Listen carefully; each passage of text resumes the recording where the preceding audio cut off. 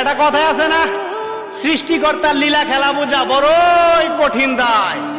কাকে কাকের মাংস খায় না, কুকুর কুকুরকে কামড় দেয় না, এমনকি জঙ্গলায় থাকা একটা বিষাক্ত সাপ আর একটা বিষাক্ত সাপকে কখনোই সুবল দিয়ে মারে না।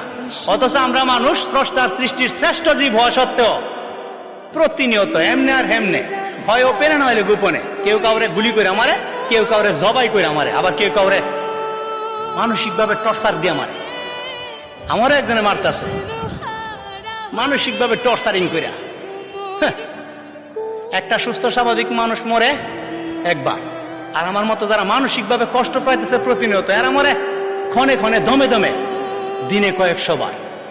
আমার মনে হয় আত্মহত্যা যদি মহাপাপ না হইতো, তাহলে আমার মতো মানসিক রোগীগুলি আত্মহত্যাটারে খুব সুন্দরভাবে বরণ করত।